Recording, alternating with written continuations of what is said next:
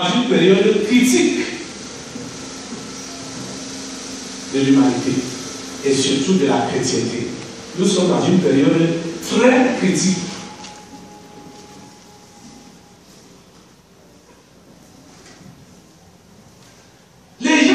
Les hommes seront blasphémateurs. Pourquoi les appelle les hommes? Ils seront blasphémateurs. Rebelles à leurs parents. Rebelles à leurs parents.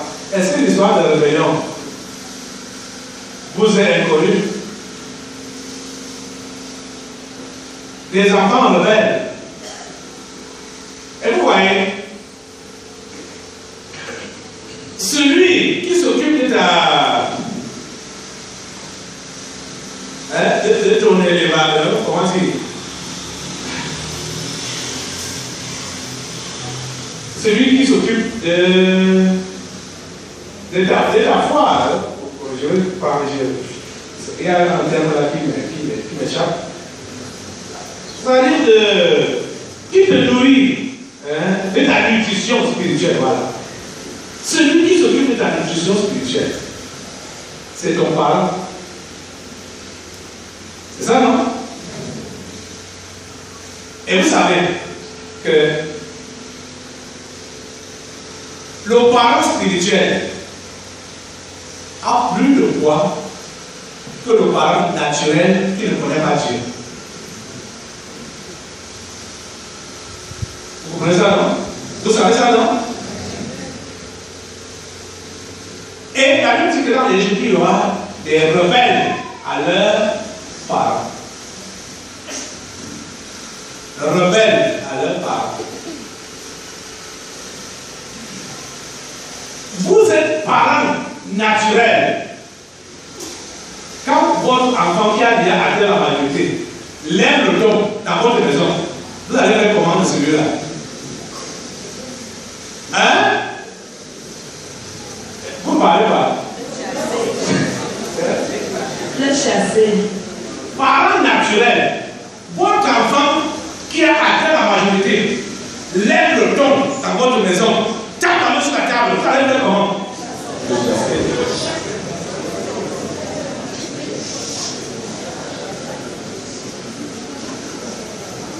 Ok. Donc ça veut dire qu'il y a deux personnes déjà dans la maison. Hein? Ok. Ton enfant que tu as engendré, parce qu'il est majeur, il est aussi un homme comme toi.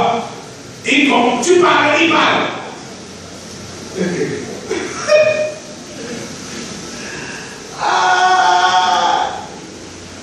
Les amis, vous, homme naturel, vous n'avez pas besoin d'être soit musulman, chrétien, animiste ou n'importe quoi. Vous prenez la décision qu'il faut par rapport à ce enfant-là. Bravo.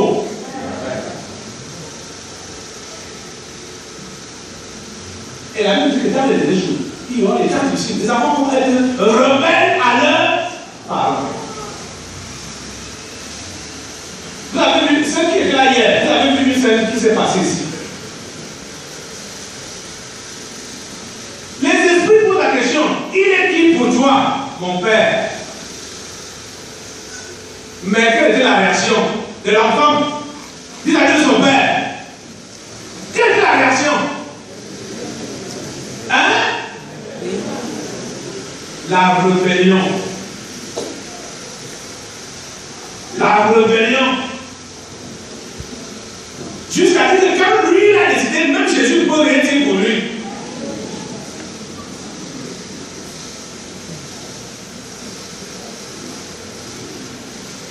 Les amis, vous voyez que naturellement,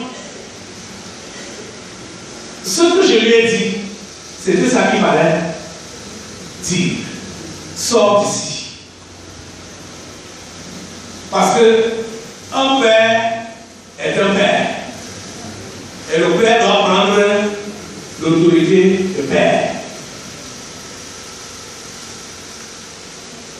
Ceux-là qui ont des cœurs impurs vont trouver trouver cela comme de la maturité.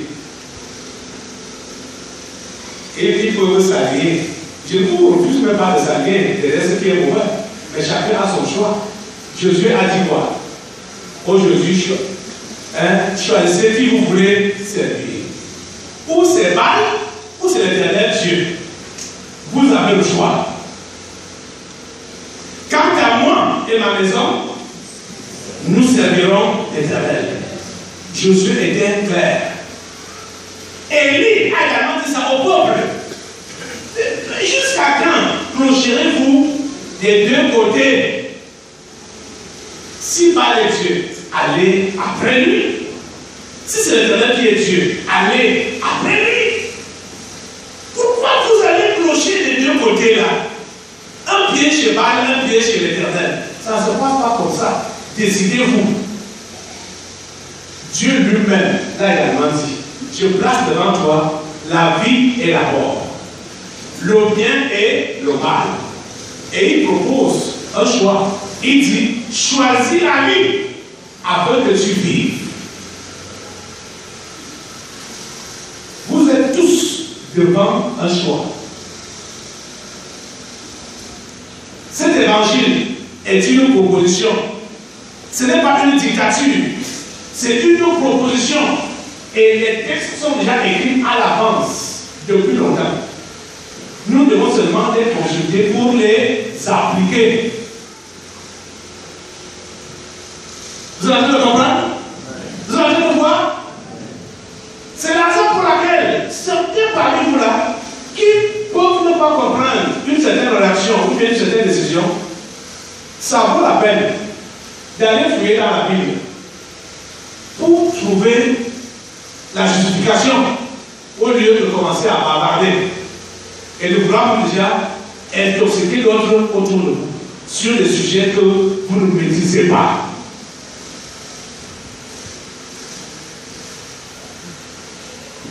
Vous avez le comprendre?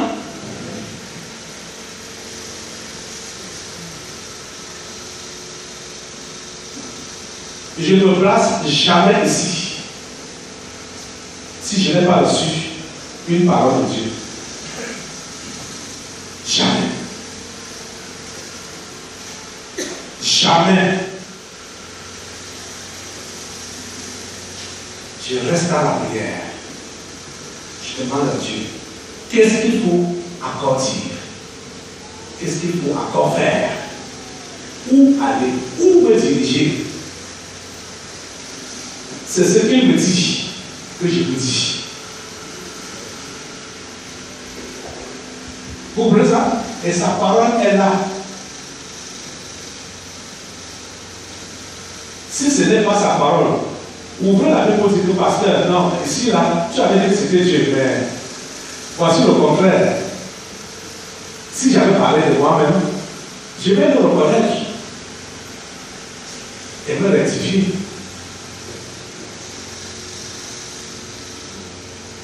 On a vu dans la Bible des gens comme ça, on les appelait les guerriers. Ils avaient un bon esprit. C'est le meilleur des esprits. Chercher l'authenticité par les Écritures. C'est comme ça que les guerriers faisaient. Quand les apôtres enseignaient, eux-mêmes rentraient dans les Écritures pour regarder si c'était conforme. Ils ne se contentaient pas de voir. Ils ont dit oui, oui. Ils n'étaient pas de dire oui, oui.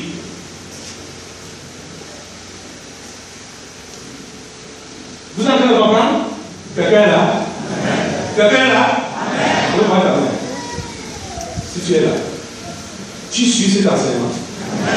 Heureux ceux qui ont le cœur pur, car ils verront Dieu.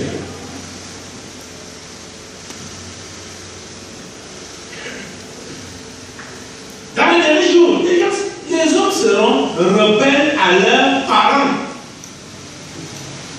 Ingrats. Oh.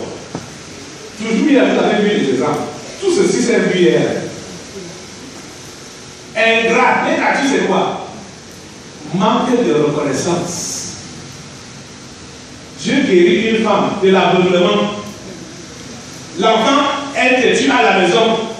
La punition que cette femme veut donner à son enfant têtu à la maison, c'est de ne plus venir là où Dieu l'a guéri. Voilà la punition qu'elle trouve bon pour sa fille têtue à la maison. Tu ne vas plus partir à l'église là. Ça c'est quoi? L'ingratitude. J'ajoute même notoire.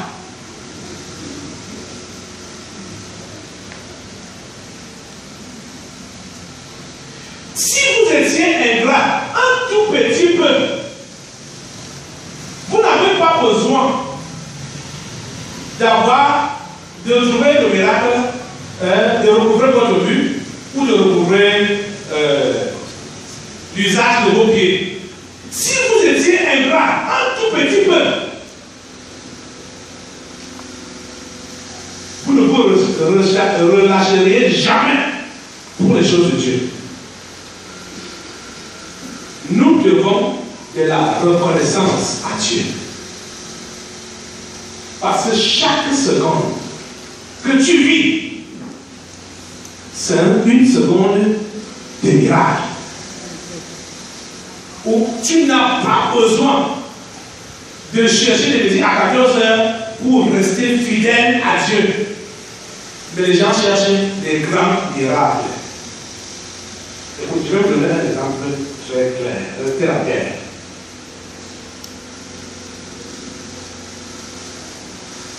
Voilà quelqu'un qui est tombé malade. Il a les maux de cœur. La respiration veut s'arrêter. On l'amène légèrement à l'hôpital. On le met sur quoi? Sous oxygène. On t'appelle, toi, le croyant, je suppose que c'est toi. Hein? Quand on t'appelle là-bas pour aller prier, cet homme n'arrive plus à respirer par lui-même. Il a besoin de quoi?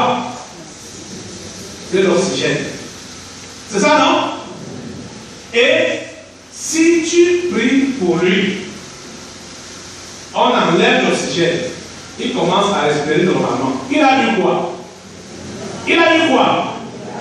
L'eau miracle. C'est ça, non?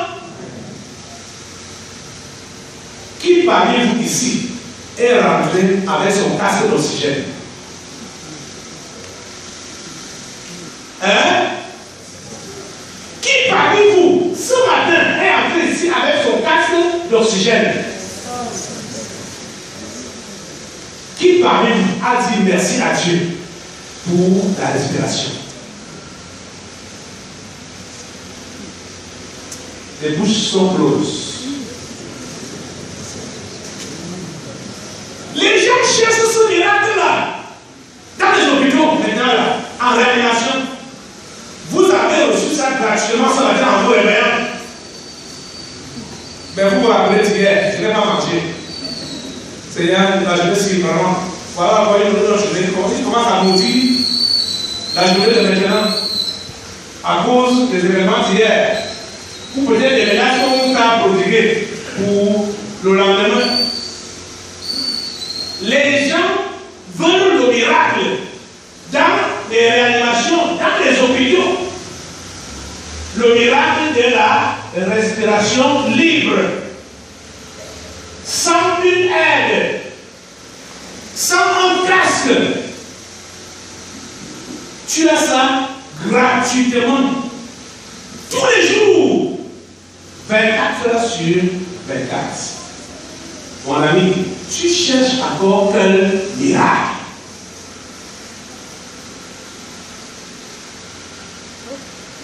On amène quelqu'un ici, là, sur la chaise roulante. Quand on va prier pour cette personne, la personne se lève. Elle a eu quoi? Le miracle. Le miracle de quoi? De la mobilité de ses membres inférieurs. Mais toi, est-ce que tu es venu sur une chaise roulante aujourd'hui ici? Hein? Dans chaque domaine de ta vie, à tous les niveaux, dans ton corps physique là, tu es un miracle.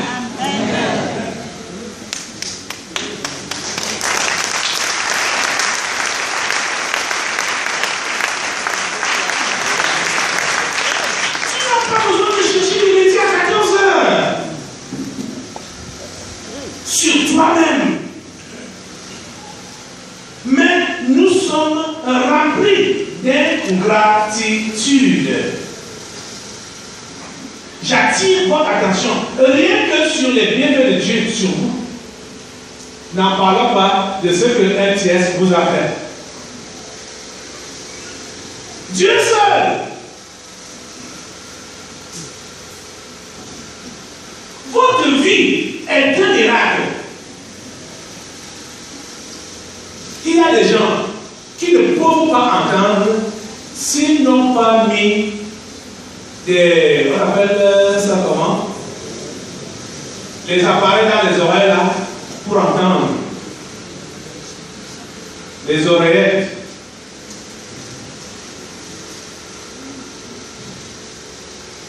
Tu vois, est-ce que tu as ces appareils dans vos oreilles maintenant pour entendre? Celui-là a besoin qu'on prie Dieu pour qu'il ouvre ses oreilles et qu'il reçoive un miracle.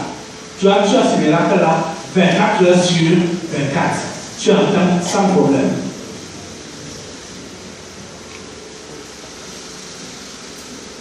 On peut allonger. J'ai dit, regarde ton corps physique.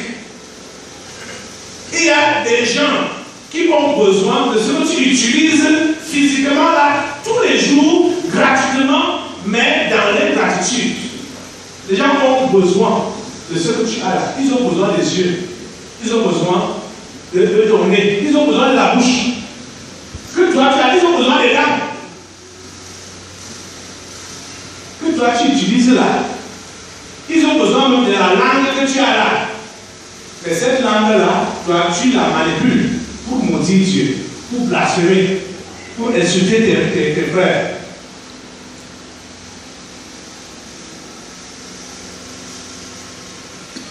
L'ingratitude, c'est la manifestation d'un cœur noir, un cœur impur.